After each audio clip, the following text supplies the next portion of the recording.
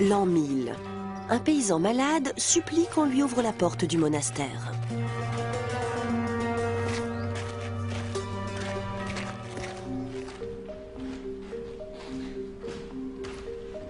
Johannes Mayer est historien. Il s'intéresse aux thérapies et médicaments des moines du Moyen-Âge. Il fouille les bibliothèques des monastères en quête d'anciens manuels de médecine. Car on y trouve un savoir souvent oublié depuis longtemps.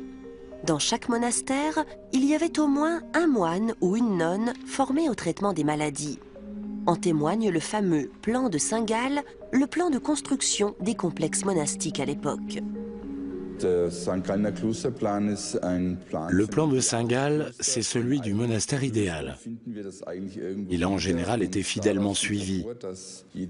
Tout grand monastère avait sa propre infirmerie, voire son propre hôpital pour accueillir les malades. Il y avait la maison du médecin, la salle de soins, le jardin médicinal et la réserve pour conserver les herbes, car on ne pouvait pas les récolter toute l'année.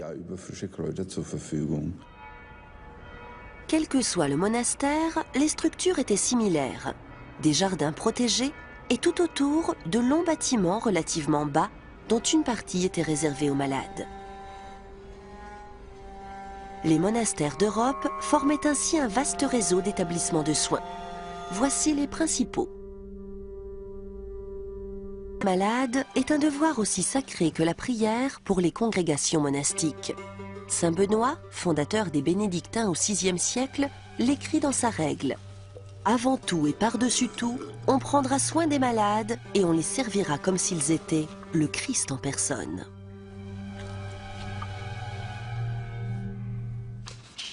C'est aux Romains, et plus encore aux Grecs, que les moines devaient une grande partie de leurs connaissances. Ils lisaient les œuvres de médecins antiques comme Hippocrate ou Galien de Pergame. Moines et moniales testaient aussi eux-mêmes les effets des plantes. Ils rédigeaient des manuels reprenant leurs découvertes et thérapies pour leurs étudiants et les générations futures. Johannes Mayer trouve ces ouvrages par centaines dans les bibliothèques. Autant de sources d'un savoir médical encore exploitable aujourd'hui, selon lui. Faute d'analyse sanguine et de radio, les moines ne pouvaient compter que sur l'examen externe du patient et sur leurs questions pour établir leur diagnostic. Ils s'appuyaient alors sur la théorie dite des 4 humeurs. Depuis l'Antiquité, on pensait que la santé d'un individu dépendait de 4 fluides aux propriétés diverses. La bile jaune est jaune et sèche. L'atrabile, froide et sèche. Le sang est chaud et humide. Et le flegme, froid et humide.